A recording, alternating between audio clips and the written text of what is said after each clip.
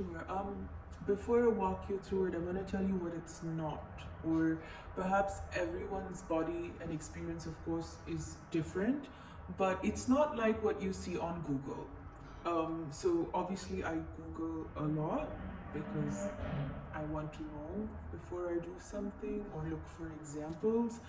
And there were so many things that felt kind of downplayed or misleading because um, when you either read about it or watch perhaps some people talk about it online, it sounds like a very, on day one I did this, on day two I did this, and it's oh okay, so in 14 days I was all done. It's yeah, sure, clinically I suppose, as a process they're all accurate and that's what everyone will go through, but I would say that what I felt and what I would empathize with if somebody were doing this is, one, it's a lot of unknowns. So every scan is is a bit scary because they're looking for whether how things are progressing. In my case, I was quite anxious about that. Um, every in terms of time, again, you budget for time where you have to go to get yourself scanned so that the progress is monitored almost every other day. Not a lot of people talk about that in terms of their lifetime work schedule commitments. Um, every time you go for a scan, you will be told what to do next. So again, you go with this sense of, okay, but now what? That's not a doctor or nurse's fault. They can't tell you what to do next until they have evaluated what the situation is. But usually it's a form of continue this medication or add this medication or take this shot, this injection, and so on. And so with every appointment, it was sort of a, okay, scan,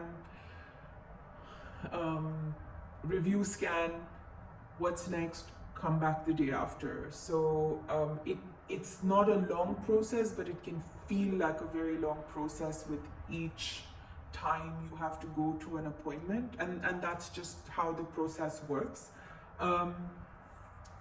From there on, I would say, so I thought I would be really smart and really calm and really organized through it, because when I looked online, people seemed to present it like a breeze. So I said, oh, well, if they can do it, why can't I? I even stupidly thought, well, I thought I could count based on days how many injections I'd have to take.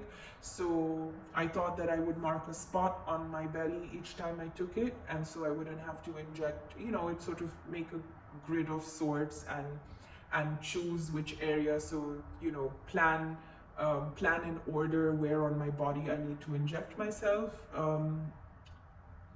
That it's not the most feasible idea. It doesn't work because at least for me, again, everyone's experience will be different, but you're quite sore.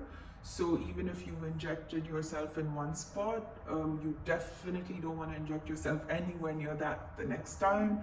By the end of it, and in my case, I did take a lot of shots, and I remember towards the last one or two injections, I would give them to myself, but if I were at the clinic for a visit, I would ask the nurse to give them to me because it's just easier, and they very kindly would.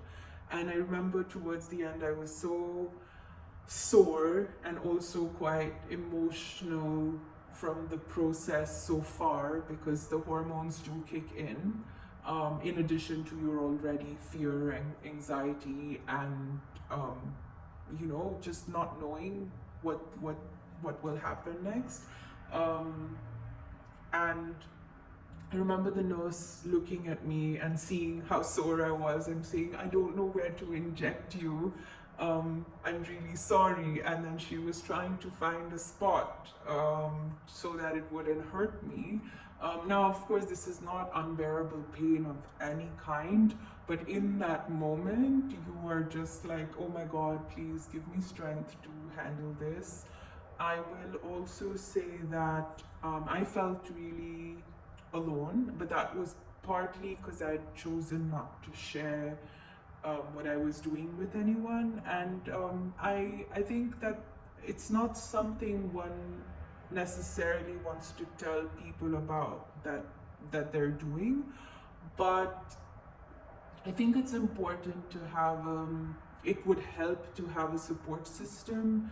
I was lucky to have two friends who I had to, first of all, have an emergency contact for my procedure, but also I told two friends who I knew would respect my privacy, and they really, I mean, in addition to just, you know, the funny, like cheering me up with funny memes and checking in and just being there. I remember when I had to take my last set, the trigger shot, which is, it is a trigger shot. It's extremely triggering. It's 2 needles at the same time, not one. And it's the one that it's the shots that you take just before your procedure. And I remember being so anxious, my hands were shaking to inject myself, and I was quite teary. And so I just messaged them saying I can't take the shot, and then they stayed on and they talked me through it. And I think one of them sent me some silly Instagram video that made me laugh, and while I watched it and laughed, I just again stabbed myself with the needle. And it's the little things, it may sound like nothing, but it's the little things that are the really big things in those moments and get you through. So it is very lonely, and your brain, your mind goes to all kinds of dark places when you're alone and thinking about these things and doing these things. But it's nice to have maybe that one person at least in your corner when you're doing it. After that, I went in for my procedure. So you go into the hospital. It's usually really early in the morning.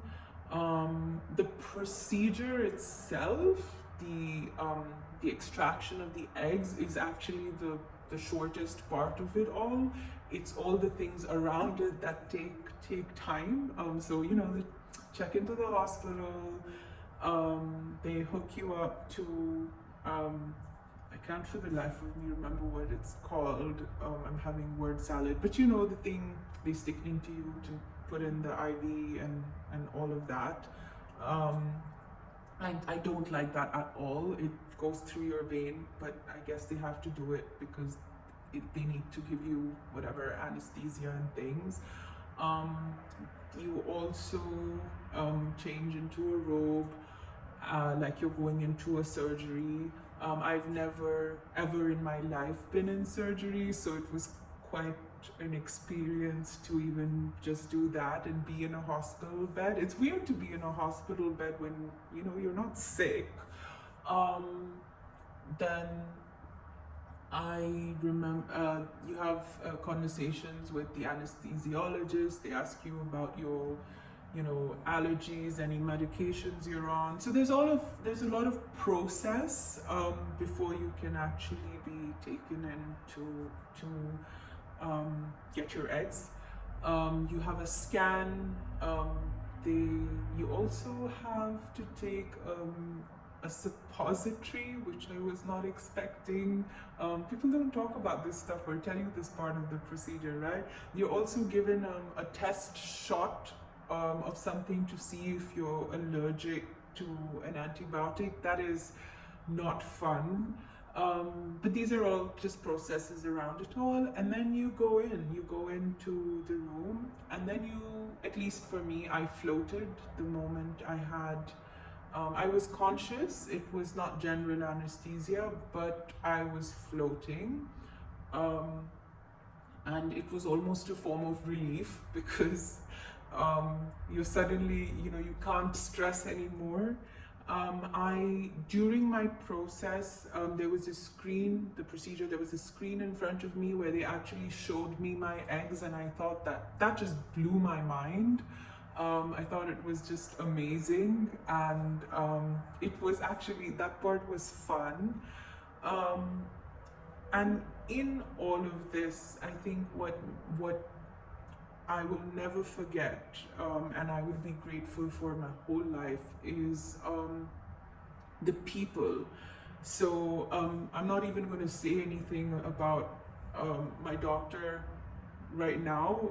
That's a whole, I could talk about that for a really long time, but I will start with the team and the nurses. Oh my God.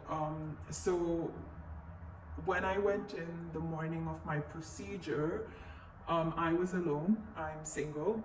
I didn't take anyone with me. I thought I could do it alone, and I'm glad I did.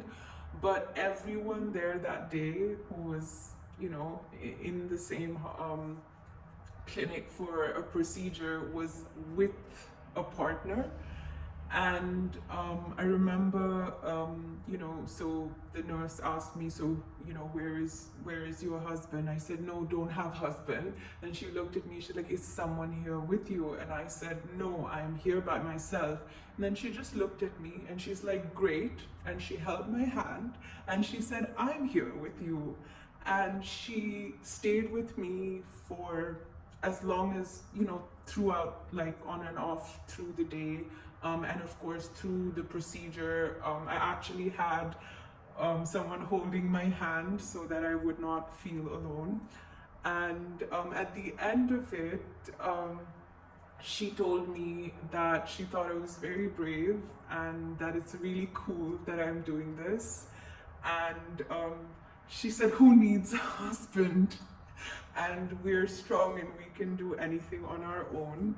And I mean, nobody needed her to do that or say that, but I think in that moment where you do feel really like scared, alone, just about to go into this surgical place with all kinds of screens and instruments, and oh my God, what is all of this? Where have I come? I think that moment made so much of a difference, and I will be eternally grateful to every nurse who looked after me. All of them did, whether it was giving me the shots. I got loads of hugs every time I went for an appointment. Everyone was cheering me on, laughing, joking. And I think all of these things really, really, really matter. I know it sounds very silly and maybe like, what's the big deal? Everyone does it, just go do it. But I will say for me, it made a huge difference because I was doing it alone. And for anyone who is going to do it alone, but even if you're doing it, if you're going with a friend or with a partner, it is still you doing it alone, no matter what. It's your body. So, the guy can be there in the scan with you. He can stand next to you when you're taking the shots. He can't experience what your body is experiencing, and also he can't be a woman to understand any of it. So I think that all of those moments really, really are so memorable to me now, and I literally cannot be more grateful, because I don't know what possessed people to become nurses. It's a really hard job. They don't perform a job. They have a calling to be more than just the skill of what they do. What they do is beyond that, as being the kindest humans with so much empathy, that can't be part of any job description.